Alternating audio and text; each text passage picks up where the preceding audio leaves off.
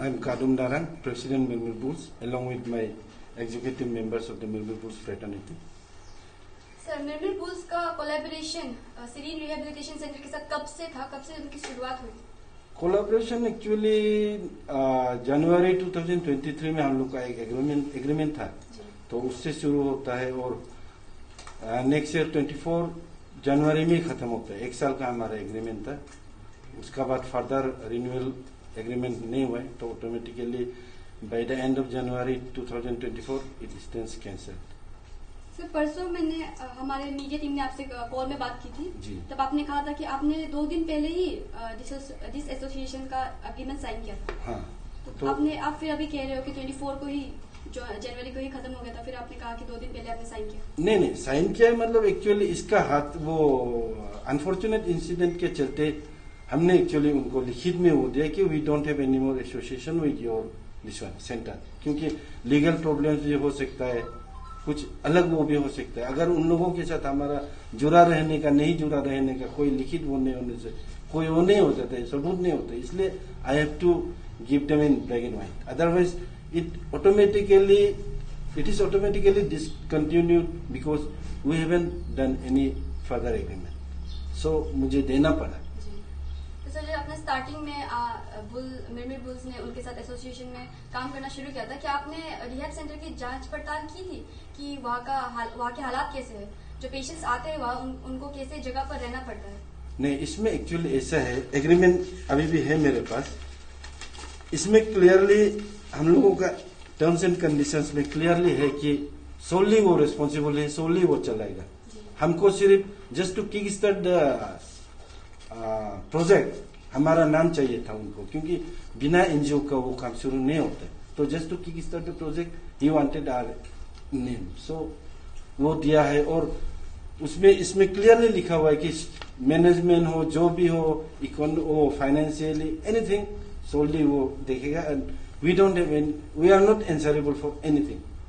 Sir अगर आप अपना ऑर्गेनाइजेशन को इतना बड़ा नाम दे भी रहे हैं उनको, तो आपको नहीं लगता कि उनके बारे में कुछ चेक कर लेना चाहिए था, बैकग्राउंड के बारे में? क्योंकि अब इस इंसिडेंट के बाद पता चल रहा है कि ना ही उनके पास प्रॉपर लाइसेंस है, डॉक्यूमेंट है, और ना ही काउंसलिंग के नाम पर किसी के पास डिग्री है वहाँ पर।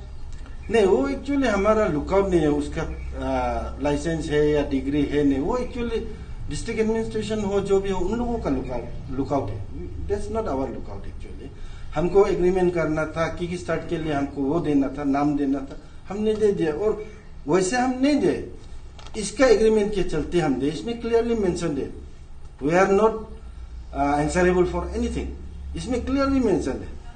तो मेरा ख्याल से वो शायद आपको डिस्ट्रिक्ट एडमिनिस्ट्रेशन या कोई जो रिस्पॉन्सिबल हुआ है वो दे पाएगा वो जवाब, हम नहीं दे पाएगा उसका। सर ये डीसी सर का नोटिस निकालने के बाद आपने उनसे बात करने की कोशिश की? किससे? DC sir. डीसी सर से we met DC yesterday also, हम उनसे मिले, बात किए, मैं था, ये दोनों था, हम मिले डीसी साहब से। डीसी साहब को हमने ये पूछा कि on what basis you have dragged our name in this one, तो डीसी सर बोला मुझे कल लिखित में आप लोग दे दीजिए, तो हम लिखित में दिया आज उनको, ये है क्लियरली, इसमें पूरा डिटेल इसमें है, आज हम लिखित में डीसी साहब को ये दिया है। तो अभी डीसी साहब क्या बोलते हैं, डीसी साहब को तो आज हम लोग ये दे चुका है, and copy of this was made available to your SP East Siang, ASP East Siang and officer in-charge Pasighat police station.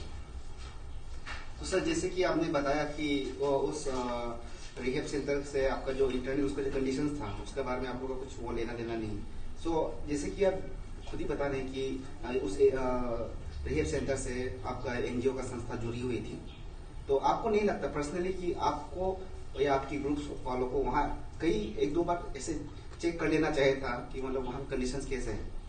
नहीं, चेक कर फ्रॉम दिस डॉक्यूमेंटेशन।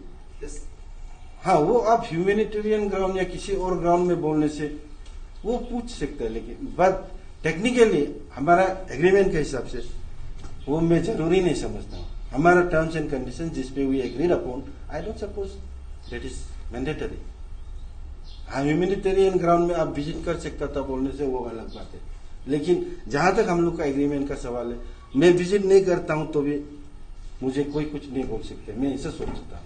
सर जब भी कोई एग्रीमेंट किया जाता है तो हर जो भी जैसे आपका एक नाम को लेके स्टार्ट किया जा रहा है, तो आपको नहीं लगा कि उसका डॉक्यूमेंट्स हमको चेक करना चाहता है? तो एग्रीमेंट से आप कुछ डॉक्यूमेंट्स नहीं मांगते? नहीं, एक्चुअली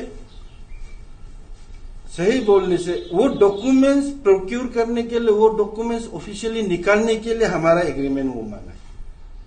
एनजीओ चाहिए था उनको, एक एनजीओ रजिस्टर्ड एनजीओ होना है, then you get the other वो ऑफिस प्रोसीडिंग्स। अदरवाइज ये एनजीओ ही नहीं है तो आप फर्दर ऑफिस प्रोसीडिंग्स नहीं कर सकते। तो वो करने के लिए actually our NGO was used, agreement वो था। हमारा नाम को लेके उनको फर्दर वो जो ऑफिस फॉर्मेलिटीज है वो करना था, वो करके हमारा नाम नहीं ले रहे, हमारा नाम लेके, हमारा एनजीओ लेके वो ऑफिस फॉर्मेलिटीज करना था। तो अच्छा सर, अपार्ट फ्रॉम दिस कुछ महीनों पहले ऐसा सूत्रों के अनुसार कुछ खबर ऐसी आई थी कि एक आईआरबीएन पर्सनल की भी वहां मौत हुई थी, तो उसके बारे में आप क्या कहना चाहेंगे? नहीं, एक्चुअली उसका बारे में we didn't even have an iota of knowledge. Actually हमें कुछ पता नहीं था, कल परसों ही हम भी वो सुन रहे हैं, अदरवाइज वो हम लोग को कोई वो खबर नहीं है। तो सर ऐसे एक एनजीओ चला रहा है सर, तो अभी आप लोग कुछ एक्शन लेना चाहेगा? क्योंकि इतना बड़ा एक मौत हो चुका है सर। एक नहीं सर, 2 मौत हो चुके हैं आईआरबीएन के, जिनके बारे में किसी को पता भी नहीं था जब तक ये केस सामने नहीं आया। एक्शन लेने का बाद अगर आता है तो this association from death centre itself is action. Actually हम छोड़ दें उनका सब एसोसिएशन, और एक्शन जो है लीगली हो, जो हो, एडमिनिस्ट्रेशन है, पुलिस है, वो लेंगे। We are no one to take action, our this association itself is action. हाँ, लास्टली सर, आप ये विक्टिम फैमिली को कुछ मैसेज देना चाहेंगे आपकी एनजीओ की तरफ से? विक्टिम फैमिली को तो actually it was a very unfortunate incident. हम सबका दिल उसके लिए दुखी है, होना नहीं चाहिए, किसी का भी जान पहचान हो, किसी का भी हो, ऐसा वो नहीं होना चाहिए एक्चुअली। तो अपना दुख प्रकट करने के अलावा और मैं बोल भी क्या सकता हूँ, I just offer my condolence to the brief family, वही है, उससे ज्यादा तो और क्या बोल सकते हैं। सर अभी जैसे कि आपने कहा कि आप लोग के नाम का डॉक्यूमेंट, आप लोग का नाम के द्वारा उन्होंने आपसे एग्रीमेंट, आप लोग का नाम का द्वारा उन्होंने खोलने के लिए जो आप लोग कुछ भी ऐसे नॉर्मली सोच के ऐसे छोटा मोटा एग्रीमेंट करके आप लोग अपना नाम दे दिया, कि अगर कोई भी अगर फिर से ऐसा करना चाहे तो आप लोग क्या प्रॉपर्टी से क्या मांगना चाहेगा? नहीं, शायद दोबारा तो ऐसा नहीं हो पाएगा। अगर कोई ऐसा करता है तो भी हम लोग शायद अभी नहीं दे पाएगा वो, क्योंकि एक बार हम लोग का वो विश्वास टूट चुका है, तो शायद अगली बार हमें या तो सोचना पड़ेगा, नहीं तो a big no from our side. तो सर एक क्वेश्चन पूछना चाहूंगा, जैसे कि इस केस में देखा गया है कि जो जिसको ड्रग्स एब्यूज के पीड़ित बताया जा रहा है, जो कि ओली प्रीतम जी हैं, तो उसको जो एबडक्ट किया गया था कस्टडी में, सॉरी माफ कीजिएगा, वहां से एक रेंटेड रूम से फगरपुर से रिहेब में सेंड किया गया था ये वासे मेंबर्स द्वारा। तो ये चीज किन मायनों तक सही है आपके हिसाब में? नहीं, उसको तो मैं वो नहीं बोल पाऊंगा, क्योंकि I don't have any idea about that. उनको तो वो क्या हुआ, क्यों हुआ, उठाया नहीं उठाया, उसको तो एक्चुअली मैं नहीं बोल पाऊंगा, क्योंकि I don't have that evidence और that basis to blame someone, और किसी का अगेंस्ट में बोलूं या किसी के पक्ष में बोलूं, वो मेरे पास ऐसा कोई बेसिस ही नहीं है। तो उसके बारे में I am sorry to comment, I don't have anything to comment actually. Sir जब ऐसा एसोसिएशन होता है किसी एनजीओ या रिहैब को लेकर, जब कोई रिहैब कुछ अच्छा काम करता है, जैसे कि मान लीजिए उन्होंने पेशेंट्स को सही कर दी, तो ऐसे में एनजीओ सबसे आगे आते हैं नाम लेने के लिए।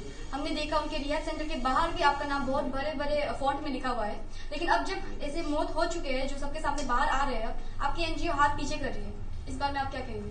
नहीं, एक्चुअली हाथ पीछे नहीं कर रहा है, हमारा हाथ उनके साथ है ही नहीं, तो पीछे करने का सवाल ही पैदा नहीं होता। जनवरी को खत्म हो गया, तो हमारा हाथ आगे बढ़ा ही नहीं, कब बढ़ा था कि हम पीछे अपना हाथ पीछे ले।